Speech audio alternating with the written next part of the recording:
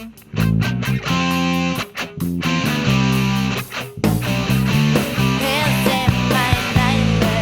and welcome to this week's episode of the Dram Show with me, Chris Goodrum. As per usual, a big thank you to everybody that watched last week's episode of the show, liked, commented, all that kind of stuff. When I sort of looked, I think it was about midweek, according to the statistics, it was the most watched episode of the show within the first sort of 4 or 5 days. So yeah, really very, very cool. Obviously a lot of you guys like Glen Scotia. Obviously if there's any new viewers then that have come on board because of that episode of the show, nice to have you aboard. Please subscribe, that would be really, really cool. So this week's episode of the show, something a little bit different. As you can see from the title page, we're looking at the Danish distillery Stauning. Now this is not the first episode of the show I've done on Stauning, although it is the first episode wholly on Stauning. If you look back in the archives, a few years ago I did an episode of the show on 2 of the Stauning releases, the new ones at that particular time, the Bastard, great name for a whiskey, and the other one, whose name has just completely, El Clasico. And I teed them up with I teed up Stauning with Starward, not because of any sort of crossover in styles or anything like that. It was purely that they were basically both distributed by the same company at the time. Stauning has since moved on to being distributed by another company now called Mangrove UK, so a big thank you to David Fisher from Mangrove for the samples for today's episode of the show.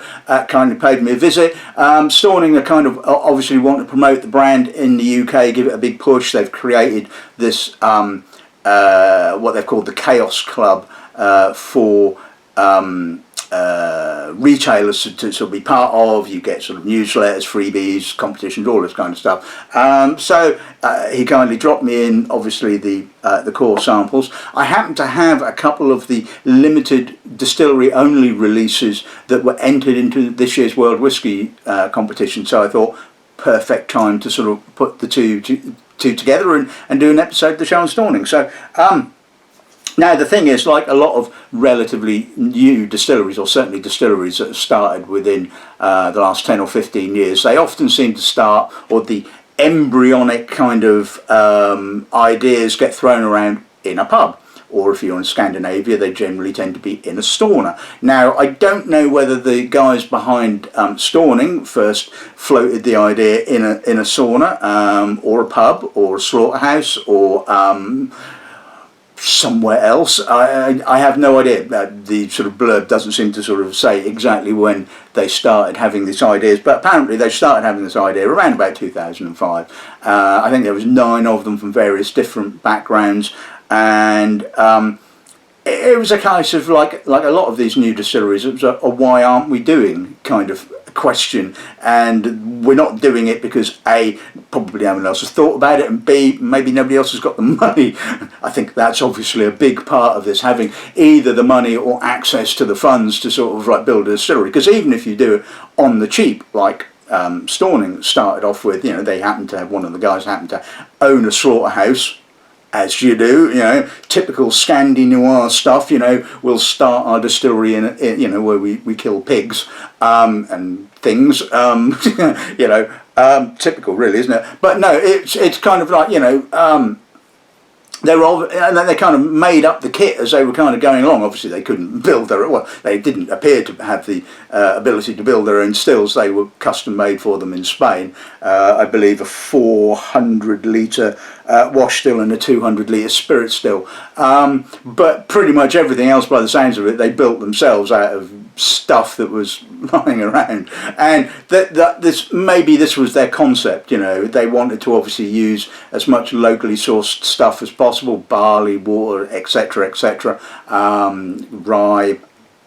And, you know, whether the term Danish terroir was kind of used then or subsequently, it was a whole kind of, I suppose, like a lot of these distilleries, holistic approach to sort of, you know, creating a distillery within its locale, and its locale, of course, is the village of Stauning. I mean, the current new purpose-built distillery is just slightly outside of Stauning, but Stauning is a small village near Skjern, I hope I pronounced that properly, on in Denmark.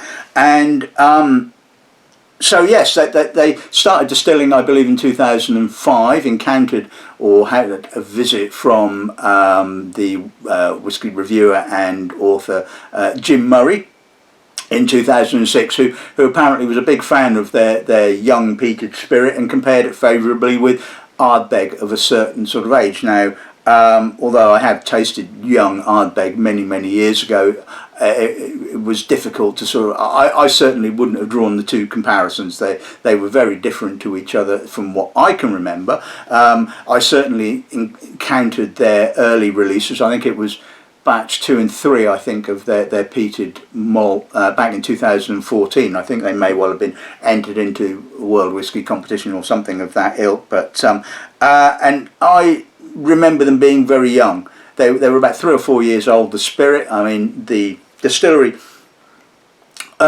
only really kind of, I took off, I suppose, after this meeting with Jim Murray, and then they kind of got funds together to buy a farm, and they moved the distillery from the slaughterhouse to the farm.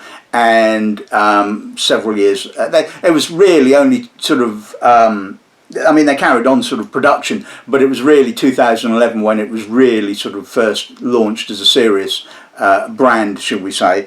And I think by then they had built, or certainly had the funds to sort of build a purpose-built, spanking new kind of modernist Scandi architecture kind of distillery. I mean, it's huge now. I mean, there's something. I read there's 24 stills. I mean, they've kept the philosophy. This is the whole point, and this is, I think, one of the interesting things about the distillery is that they've kept the philosophy of sourcing local, floor malting, doing as much by hand, and even though they've got, you know, proper equipment now, it hasn't really changed the way they make things. Now, going back to the style of the whisky, like I said, when I first encountered it, it was a bit too young. It was very fainty. To me, it didn't really have a great deal of character other than it was raw. So, like I said, you know, to me, it had more in common with European malts and European rye whiskies, although rather than Ardbeg, because it had that young, fainty kind of character, which seemed to be a characteristic of a number of European distilleries, and it's obviously a style that the Europeans enjoyed. So maybe that was part of the thinking behind sort of releasing it at that young age for the European market, because they knew that the European market would be interested in such a bottling. Subsequent to that, they obviously sort of coalesced this range, which is pretty much set as it is, a floor malted rye, a bottling called Kaos, which is a blend of malt and barley, which we'll get onto, and then obviously they still produce the peated malt as well, which they're now calling Smoke, I believe. And to me, when I tasted it last, it certainly seemed that the spirit had a lot more character. I think it's got a little bit more maturity. It's still young, but it's kind of, or was back then, and we'll find out whether it still is, treading a nice line between the two. So certainly they've gone on to sort of bigger and, well, I say bigger and better things. They're certainly sort of a well-established distillery now, and like I said, not a small enterprise anymore. Long gone are the days of milling the barley in a mincer. Yeah, they've got the proper equipment now. So yeah, not a really great deal else to say about the distillery. If you want to find out more about them, obviously there's a link in the box below to their website, which has got quite a lot of information and stuff, so feel free to do that. So, but as I'm feeling a little dry, I think it's time to taste some whiskey, don't you? Right, okay, so we're going to start off with the floor malted rye. Now, it's not 100% rye, it is 51% rye, so just over the legal limit, as they say. So yes, 51% rye and 49% malted barley. Excuse me. This little sample here is from batch number 1 of 2022. Then we're going to move on to the triple malt Kaos, which is a blend of single malt, malted rye and peated malt. This is bottled at 46%, and this is also from batch number 1 of 2022. Then we're going to move on to first of the 2 limited distillery editions. This is the Distillery Edition Barley. It's a single virgin quarter cask, number 3412. It's bottled at 60.5%.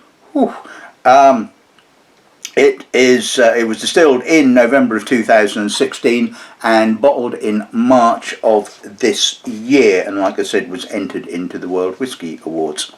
Next bottling moving on to is their peated malt. This has now been called Smoke. I forget what it was originally being called. I think it was just called Stauning Peated or something like that, but they've now decided to call it Smoke.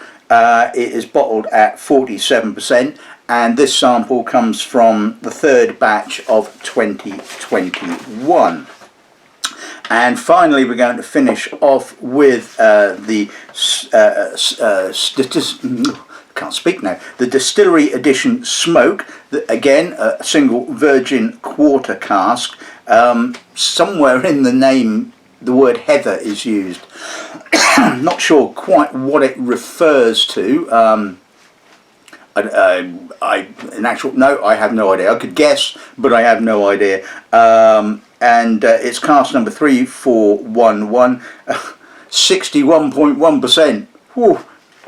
But is well full, as they say. So this was distilled in February 2017 and bottled in March of 2023. So definitely looking forward to this. This is going to be, I think, a really intriguing tasting, and it's nice to get to taste the entire range all in one go. So let's start with a bit of floor malted rye then, shall we? Okay, so let's start with the floor malted rye. Let's see what the nose gives us on this end, shall we? As I said, it's young, but it's not too young. It's kind of treading this nice mid-ground between the style of the spirit as it used to be, I suppose, and so it's trying to appeal to sort of like quite a broad range of people, I think. I think certainly the 49% malted barley underneath it kind of gives it some weight. Often I tend to find with young rye whiskies, certainly European rye whiskies, when they are 100% or 90 odd percent, is they have this tendency towards leanness. So the malt is kind of, filling in the gaps, I suppose, for want of a better word, but it's got a nice pepperiness to it. Again, like I say, it's quite full. There's a little bit of vanilla, not a huge amount, a little bit of charred oak. The rye is kind of up front to a certain extent with that sort of lovely pepperiness and a little bit of spice. The malt kind of coming through. And yes, it's got a youthful edge, but it's not fainty anymore, and that's the point. It's like, it's not, you don't get the impression that this has been a product that's been rushed out. It's a product that's actually been given plenty of time, or enough time, and has been thought about and put together in a really good way, in actual fact. Let's see what the power's like.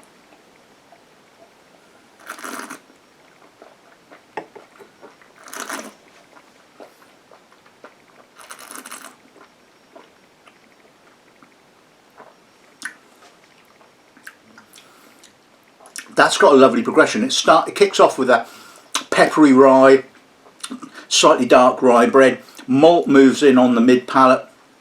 Again, it brings a sort of a weight to the proceedings. There's a little bit of green wood, a little bit of vanilla, and then on the finish, the rye returns with with more of a spiciness than a pepperiness on the finish. It's kind of tying in with a little bit of wood spice as well. I like that. That's got a lovely intensity to it. It's got a really nice kind of balance, progression, and I think that's been well thought out and really well put together. So yeah, nice. Right, okay, so let's move on to the triple malt Kaos. Let's see what the nose gives us on this end, shall we? Right, well, the peat is noticeable at the start, but it's not an intense peatiness. There's a slight astringent peat note. There's a bit of green wood, menthol, green pepper. Quite oily. Feels a little bit. It certainly feels younger than the rye, but again, we're not too young. We're not fainty. We're not cereally.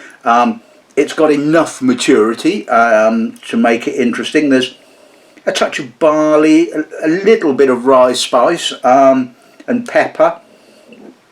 Again, it's quite harmonious. It's a well put together blend again. Emphasis more on the malt, but then that's not a surprise considering two-thirds is malted barley, or roughly. And the rye is kind of just adding a little bit of an astringency along with the peat. Yeah, I like that. I think that's a really good nose. Let's see what that's like.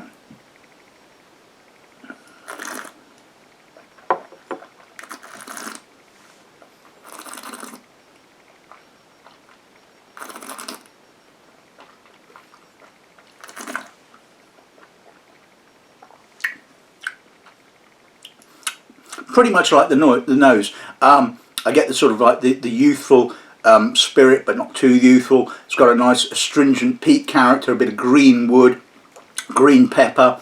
There's a kind of an almost kind of jammy fruit note that comes through on the mid palate, along with the barley, a little bit of vanilla, and then returns to that sort of astringency on the finish, and it's kind of almost like sort of opening up with the peat, moving into the malt, then finally the rye kind of coming through. So again, a really good progression. Interesting. Yeah, I like that. I think that's another really well put together whiskey. So yeah, good stuff. Right, okay, so let's move on to the Edition Barley, so virgin quarter cask. Let's see what the nose gives us on this then, shall we? It's a bit kind of tight, restrained. It's got a distinct sort of virgin oak spiciness, almost kind of sherry wood. European. It's certainly, I think it's European. I would say it's European oak because it's got that kind of almost kind of, it's got that note that I pick up in a lot of sherry cask whiskies, and it sometimes kind of throws you a bit of a curveball because it has that sort of distinct European kind of character. It's not a virgin American oak, I don't think. There's some wood smoke. There's a little bit of almost cold tea. Tobacco. It is tight. That's all I can say. That alcohol is really keeping things kind of clamped in, and you've got to really kind of work that nose quite hard. It's got an intensity, it has to be said, but I think this is really going to need a little drop of water. Anyway, let's see what the palate's like.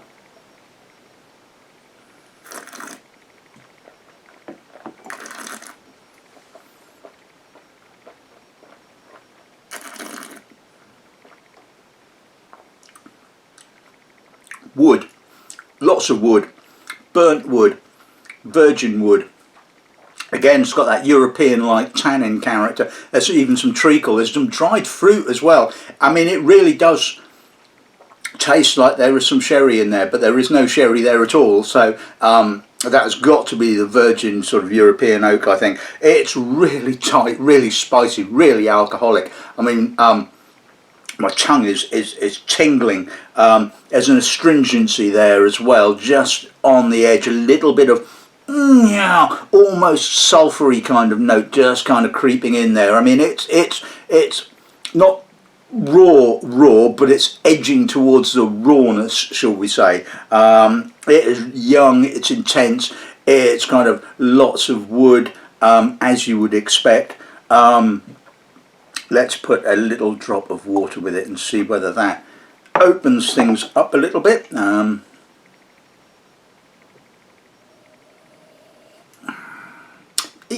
Yes, it does. I'm kind of a little bit hesitant because it's kind of brought out that little sulphur note a little bit more.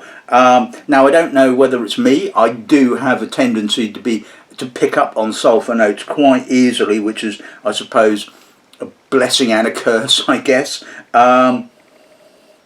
It is still very woody. And very intense, and it's got that sort of sherry-ish kind of treacly, kind of dried fruit, taut tannins kind of happening. It's an impressive whiskey. It's an impressive cask.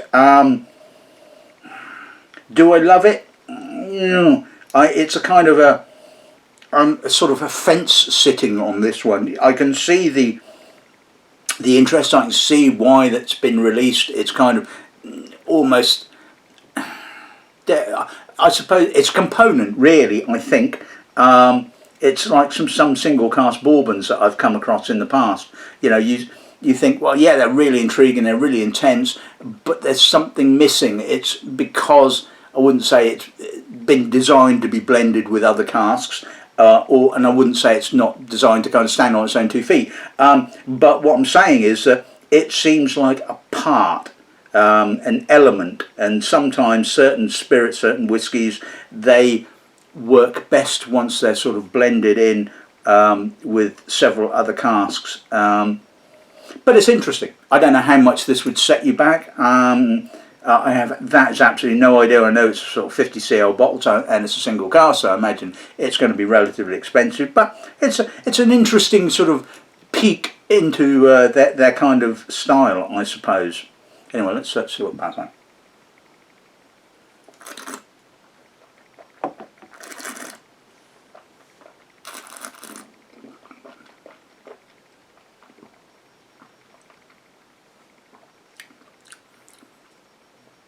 That spirit sort of sulphur note is still there, unfortunately. But I don't think there's enough of it to get me sort of really bent out of shape. There's enough there to kind of put me off to a little bit. But like I said, I can see why this has been released. It's got an intensity to it. Water has made it a little bit more softer, a little bit more homogeneous. It's rounder, but it's less fun, I think, at the end of the day. Maybe that, you know, that's because it's just a sort of softened everything. Whereas, you know, neat, it was kind of like, you know, screaming on your tongue, and sort of emphasising all those kind of spices and sort of, you know, that kind of thing. And it's now become a little bit, yeah, okay, you know, if you like, not bad, but not sort of blowing me away, should we say. So, yeah, it is what it is, I think, at the end of the day. Right, okay, so let's move on to the smoke. Let's see what the nose gives us on this then, shall we? It's got a lovely kind of almost heathery peatiness. It's quite heavy. It's got quite a big chunk of peat. I mean, I would say that we are certainly in our beg level territories of peat. You know, 50-ish parts per million, I would imagine. Yeah, I like that. Again, it feels quite young. It feels a lot younger than the spirit that's in the floor malted rye. It's got that sort of youthful intensity, that sort of slight rose petal note. It's not fainty, so it's kind of, again, we are just on the right side, I suppose, of youthfulness. It's got a nice astringency to it, a nice peat character. It's possibly not quite as complex as, say, the Kaos or the floor malted rye, but it delivers. It's got a lovely intensity. More peat than smoke. I think smoke is probably not the sort of the right word to have called it. I personally wouldn't have called it smoke. I would have kept the peated name, because it is more about the sort of the raw kind of peat rather than a peat smoke, shall we say. But you know, that's just me. Let's see what the power's on.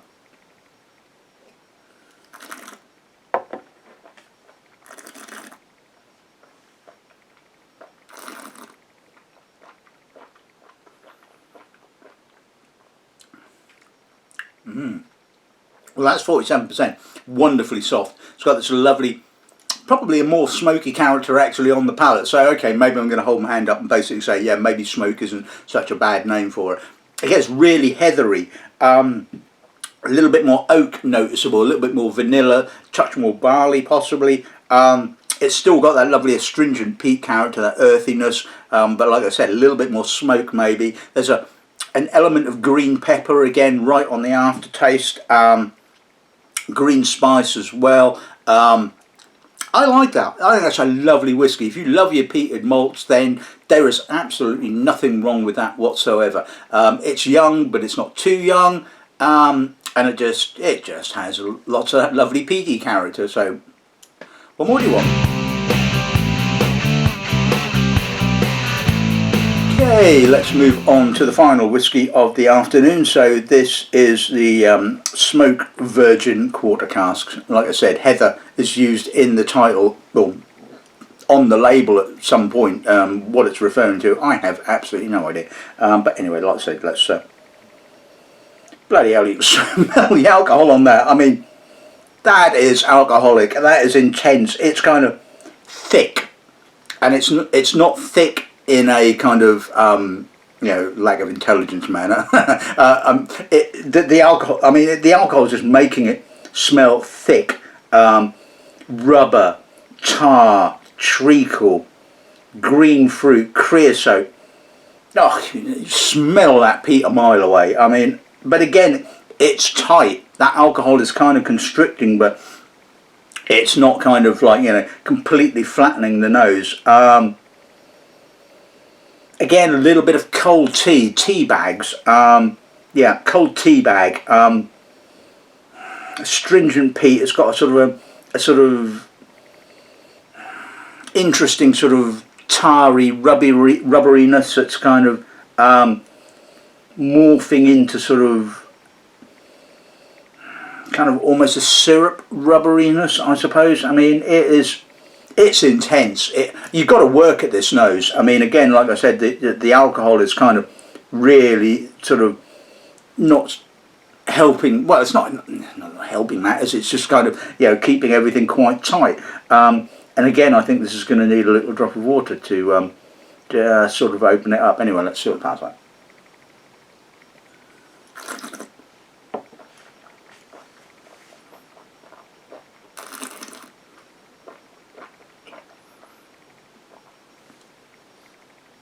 Oh, Jesus Christ. Excuse me. Intense, scrubby, herbal, tarry, peaty, alcoholic, although, you know, it's actually quite well integrated. I mean, all right, the finish is, there is no finish, that is all alcohol. Spice, pepper, more scrub. It's got that, not quite that, it reminded me of Balcones Brimstone. Smoky, greenwood, maybe not quite so smoky and intense and sort of scrubby as Balcones, but certainly we're not a million miles away from that type of style. It's just a sort of like, wow. Now, whether that's a whiskey you'd want to drink sort of several glasses of course, is a different matter, but it is frighteningly intense. I mean, you know, you cannot, I mean, it's just, wow. I mean, look at the colour as well. I mean, that's another interesting thing. So, virgin quarter cask, look at the colour it's picked up on that. And the tannins are in there as well. The dry tannins are mingling in with the alcohol. And I mean, it's dry, but I mean, then you've got this kind of tarry kind of treacle kind note as well to sort of offset it, and the alcohol. I mean, it's stunning. I mean, it really is absolutely stunning. And then it hasn't really changed the nose at all. It's still pretty scrubby, green, astringent fruit, green peat, tar, treacle. Wow. You know, it is just one hell of a nose. It is just kind of like, again, to a certain extent, a component. You know, you can see where the smoke bottling has kind of come from, if you see what I mean. It's kind of like, you know, the smoke on steroids, if you like. yeah, let's see what that's like.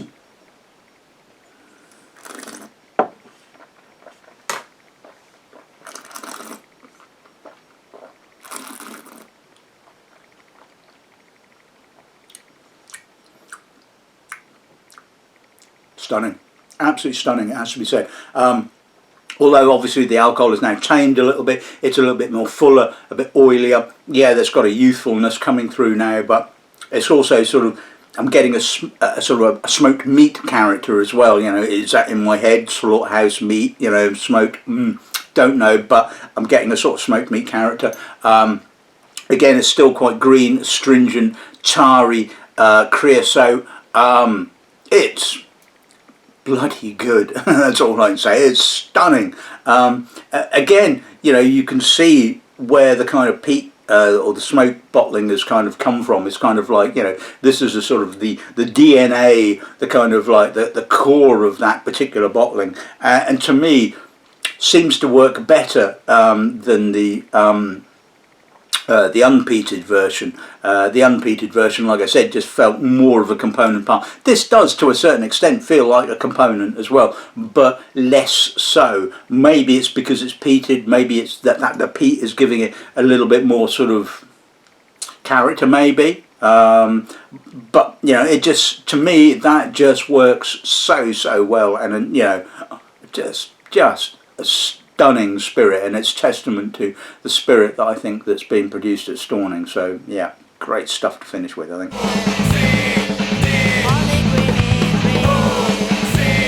Okay, so let's sum today's episode of the show. Firstly, a big thank you to David from Mangrove for the samples for today's episode of the show. Very much appreciated. Yeah, it's kind of no. Right, okay, so let's sum today's episode of the show up. Firstly, a big thank you to David from Mangrove for the samples for today's episode of the show. The continued support of, you know, people like yourselves, and, you know, you guys that watch the show is like I said, always very much appreciated. Please do not think I take your support for granted. The Floor Malted Rye, do you know, if it wasn't for the last bottling, I would say that was whiskey of the afternoon. Really nicely balanced now. It just kind of says everything that to me that the distillery is attempting to achieve. Whether it's Danish to warm, I don't know. It certainly has a sort of a natural kind of character, I'll give it that.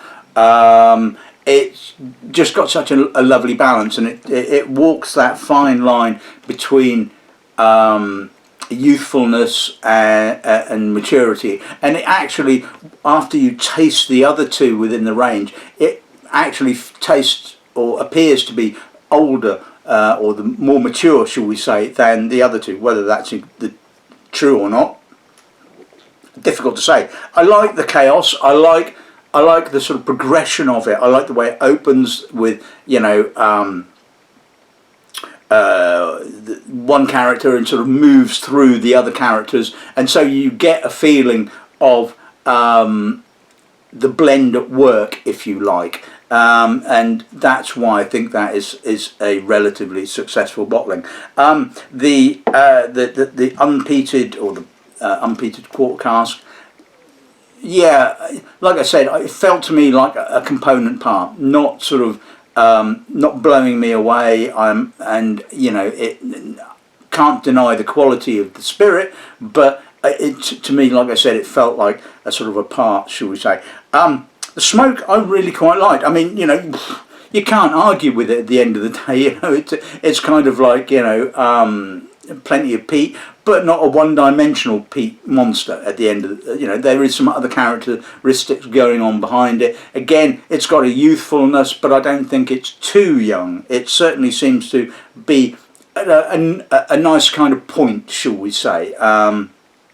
And well, I mean, the virgin, the smoked virgin oak quart cask, I mean, just frightening, absolutely frightening. It had intensity. It just worked on so many levels. It was untrue. And unlike the unpeated version, if there was a sulphury note in there, well, I couldn't pick it up. There was just plenty of peat to kind of mask that, which is, you know, one of those things, I suppose. But I love the intensity of it. Whether if you ever get the opportunity to pick one of those up, I would certainly go for that over the unpeated. It certainly, like I said, seemed to be a more intriguing bottling. And again, testament to the quality of the spirit that's being produced at Stauning. So yeah, I think this has been a bloody good episode of the show. Actually, I've really enjoyed it. It's been the first time that I've ever tasted the entire range, kind of from sort of, you know, start to finish, if you like. And it certainly shows to me that the spirit that's being produced at the distillery is absolutely top quality. And if you've never tried it before, the floor malted rye is just absolutely gorgeous. I would, you know, that would be certainly a good bottling to go for. But anyway, I'm waffling, as they say. So I hope you've enjoyed this week's episode of the show. No idea what I'm going to be doing next week, but I'm sure it will be hopefully interesting. So until then, yes, it is indeed afternoon. No brew for breakfast today. Good dramming and good afternoon.